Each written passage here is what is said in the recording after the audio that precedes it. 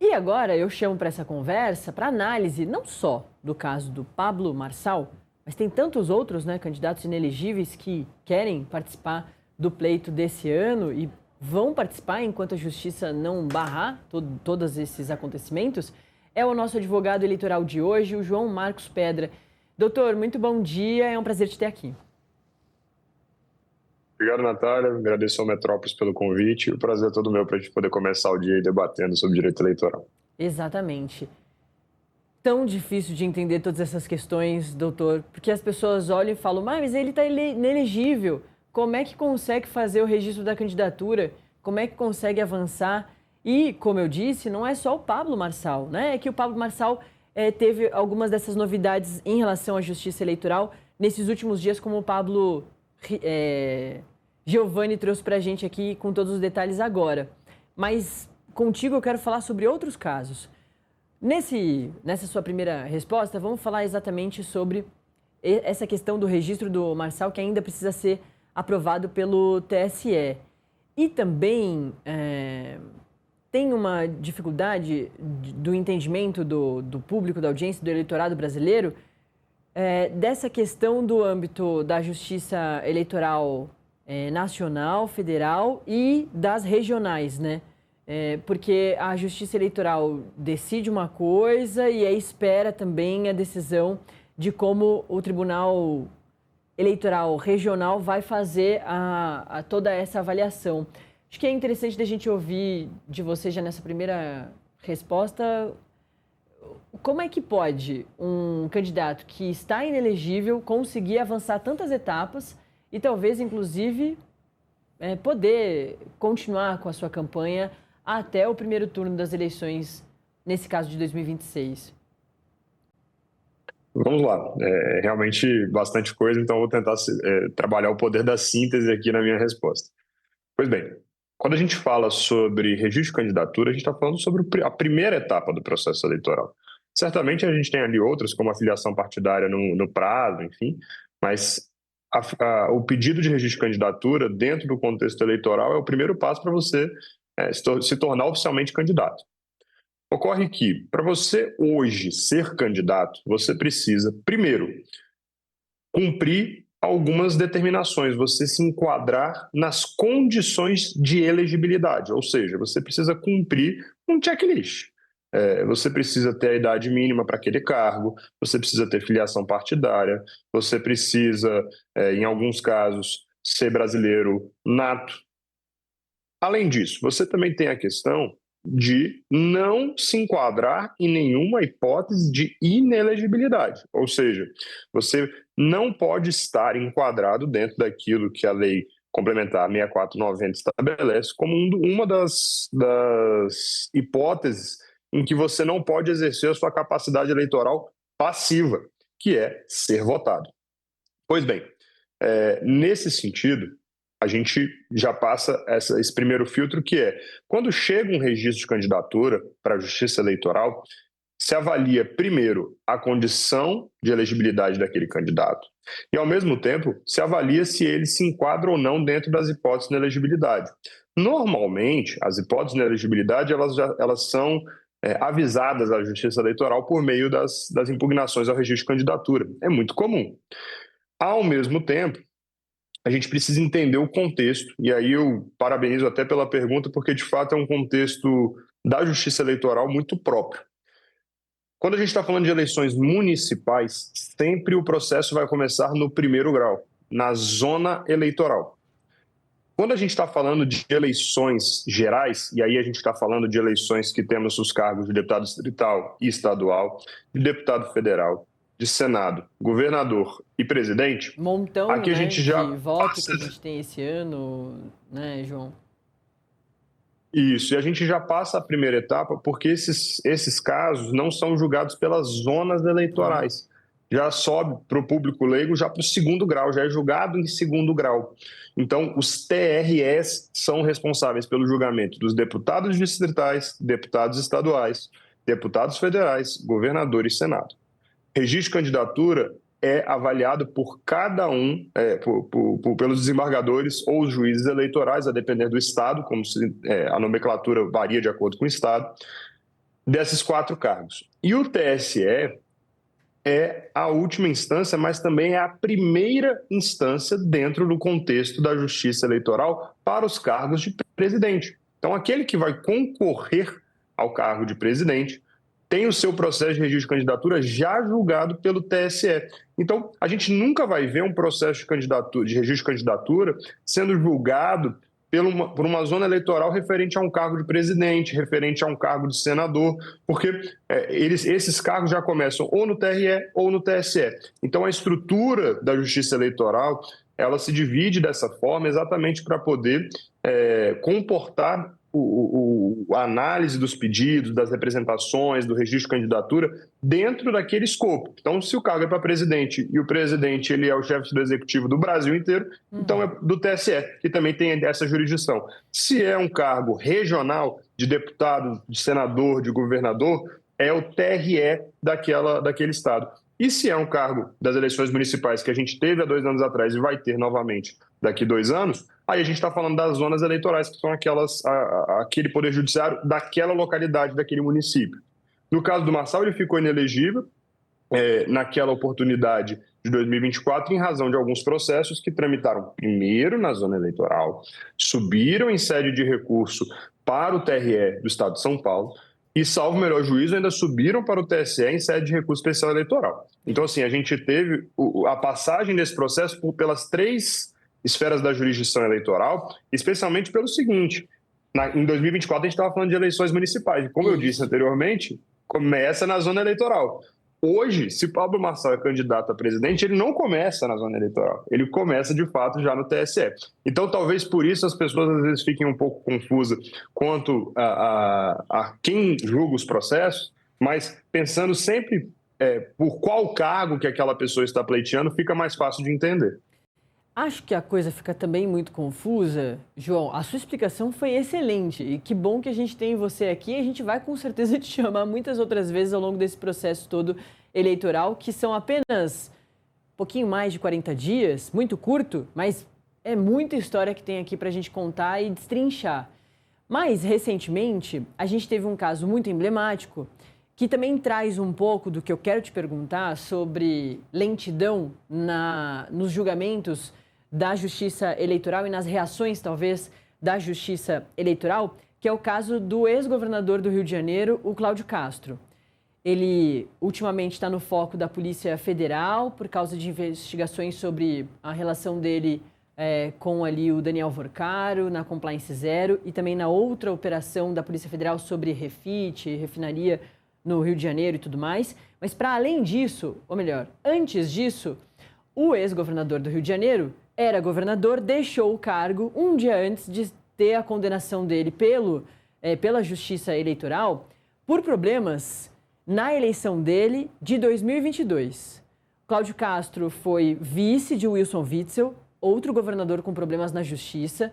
Ele assume o governo do Rio de Janeiro de 2018 até 2022 por causa disso, pelos problemas do Witzel, então ele assume de vice e vira governador. Aí em 22 ele se candidata e ele ganha a eleição. E ele é condenado quase no final do governo dele por problemas nessa eleição. Ele teria usado a máquina pública, a estrutura do Estado, para conseguir ganhar a eleição. Não apresentando obras, entregando obras importantes, usando a estrutura de forma legal. A Justiça entende que ele usou isso de forma ilegal, com algumas diversas infrações. Estou falando isso tudo, João, porque isso também deixa a situação toda muito confusa, porque muita gente pergunta para a gente aqui no chat, não só em relação ao Pablo Marçal, mas aqui no caso do Distrito Federal do Arruda, que vai bem, performa muito bem nas pesquisas, tem essa dúvida do pessoal de, se ganhar, vai ter que devolver o diploma, né? A diplomação, vai ter que devolver o cargo? E se ganhar, será que a Justiça consegue avaliar isso rápido? No caso do Cláudio Castro, não foi. Ele não poderia ter sido eleito porque ele cometeu diversas infrações na sua eleição de 2022. Ele não só foi eleito, como ele quase terminou o mandato. E no Rio de Janeiro ainda tem toda aquela história lá que não tem sucessão, né? Estão discutindo se vai ter eleição ainda ou não. Obviamente não vai dar tempo, porque agora já vai ter outra eleição do processo eleitoral normal. Então, João, acho que eu queria também te ouvir, e a nossa audiência com certeza, sobre se, mesmo inelegível, mesmo passando por todas essas questões e análises das justiças eleitorais de diversas esferas, se a pessoa é eleita, o que acontece com ela? Ela segue governando, segue sendo deputada, ou governadora, ou presidente, mesmo tendo problemas na justiça, até a justiça definir se é culpada ou não? Vamos lá. A gente tem alguns pontos muito importantes sobre essa sua fala. E ela é muito, muito importante, até porque foi alvo de uma crítica por parte do ministro e professor Gilmar Mendes, no seguinte sentido, inclusive em relação a esse caso do Cláudio Castro. A gente tem, em alguns casos, a demora do Poder Judiciário para poder resolver algumas demandas que, como você mesmo disse, demoraram até praticamente o final do mandato para poder serem resolvidas. Mas vamos lá. O primeiro caso que a gente está falando até agora é sobre registro de candidatura. O registro de candidatura ele precisa ser julgado até antes das eleições. É o que determina a norma eleitoral. João, a gente consegue sempre fazer isso? Não, não sempre. Mas normalmente o registro de candidatura ele não tende a demorar o julgamento até o final do prazo do mandato, caso a pessoa seja eleita. Normalmente, a análise, tanto do caso, quanto do próprio registro de candidatura, quanto dos recursos, normalmente tende a ser mais célere. Inclusive, existem alguns prazos estabelecidos dentro da norma eleitoral, exatamente pensando nisso. Já no caso de Cláudio Castro, a gente está falando de uma ação de investigação da Justiça Eleitoral, que é a AIGE. A AIGE, ela, de fato, tem uma característica muito própria, porque ela mistura alguns elementos do que a gente tem nas investigações criminais com aquilo que a gente tem dentro do Código de Processo Civil e um rito parecido com o do Código de Processo Civil e se juntam e viram e acaba virando o que a gente tem na AIGE, né, que é a ação de investigação. O caso dele se constatou um abuso de poder político também, o abuso de poder econômico, salvo o melhor juízo, e naquela situação ficou constatado que ele havia utilizado a máquina pública de forma indevida, como muito bem você disse. Só que, para a gente poder analisar todos esses fatores, especialmente quando a gente está falando de um governador, de fato demanda oitiva de testemunha, análise de documento, são uma série de provas que precisam ser avaliadas e passadas por um escrutínio por parte do Poder Judiciário Eleitoral. Nesse sentido, aqui tende a demorar um pouco mais, porque, como eu disse, a gente precisa passar por uma dilação probatória extensa. Não é simplesmente pegar e ir lá, analisar e no mesmo ano, normalmente, já julgar. É natural que existam processos que demorem um pouco mais quando tem essa amplitude de provas, tem essa amplitude de fatos. De fato, dependem de uma dilação probatória de perícia, testemunhas, análise documental. Então, é natural que exista uma demora nesses casos, mas eu também concordo que ela não pode ser irrazoável ao ponto da pessoa passar o mandato inteiro Sim. E só no final dele ela ser eventualmente condenada, afastada, cassada, ter o seu diploma cassado. Então, e também em relação à pergunta do se precisa devolver, é muito comum que as pessoas perguntem assim, pô, a pessoa passou o mandato inteiro de forma irregular, tem que devolver o salário? Não, porque ela prestou o serviço durante aquele período que ela esteve ali. Ela teve o diploma cassado, ela vai ser sancionada de outras formas, seja no caráter pecuniário, ela também vai acabar ficando inelegível de acordo com a Lei Complementar 6490, e com base em tudo isso, a gente consegue analisar que também é prejudicial. Você ser condenado hoje em uma ação de investigação da Justiça Eleitoral, você fica prejudicado durante 8 anos, em teoria. Então, você perde 2 eleições municipais e 2 eleições gerais. Você tira uma pessoa do circuito político quando você faz isso. E aí, trazendo para a situação do Arruda, que você mesmo nos trouxe, essa situação está um pouco mais inflamada em razão do julgamento do Supremo, que provavelmente volta à pauta de julgamento na próxima semana. Só que o caso do Arruda, ele depende de 2 coisas. Primeiro, analisar se a lei complementar que foi promulgada no ano passado, que alterou a lei complementar 64, se ela vai ser considerada constitucional ou não. E o segundo fator é se o TRE do Distrito Federal vai reconhecer a aplicação dessa lei ao caso dele ou não. Porque, a depender das condenações que ele sofreu, pode ser que o TRE do Distrito Federal entenda que os casos não são conexos entre si, não há uma litispendência entre eles, o que não faria com que se unificasse o prazo de condenação. Isso quem vai dizer é o TRE. Existe por parte da defesa de Arruda argumentos A, B e C, existe por parte de quem impugna argumentos C, D e E. É natural do processo eleitoral esse tipo de embate. Quem vai dizer, né, quem vai dar a palavra final é o Tribunal Regional Eleitoral do Distrito Federal. Salvo melhor juízo, esse processo está sob relatoria do desembargador Guilherme Pupi, e acredito, né, que vai ser a pessoa mais gabaritada para poder dar esse resultado, enfim, dar esse voto, e o tribunal eventualmente vai ter a oportunidade de debater sobre essa decisão e eventualmente dar a melhor resposta para a população do Distrito Federal. João, e o caso também, voltando um pouquinho para Cláudio Castro, é interessante, acho que de trazer essa ligação para a audiência, quem está nos acompanhando, porque ele teve essa questão, ou seja, né, teoricamente, ele não deveria nem ter sido, nem ter exercido o mandato dele, principalmente tanto, né, por tanto tempo.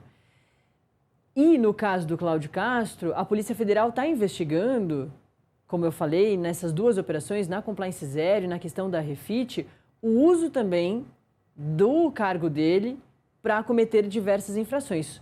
Tudo investigação, não tem nenhuma condenação, não teve julgamento, são investigações. Mas é curioso que foi um governador que utilizou a máquina, porque ele já era governador, para conseguir se eleger pela Justiça Eleitoral. Isso não poderia ter acontecido, no sentido de ele foi condenado depois lá na frente, muito lá na frente, e a Polícia Federal, por causa desse tempo em que ele passou como governador, está investigando mais uma vez o uso da máquina pública aí para cometer diversos crimes de diversas naturezas. No caso ali do Daniel Vorcaro, da relação dele com o Daniel Vorcaro, é de pegar as aposentadorias dos servidores públicos do Rio de Janeiro e investir em créditos podres, créditos que não tinham lastro, que não existiam, para aumentar ali o rendimento das aposentadorias, né, de todos esses créditos aí dos servidores públicos.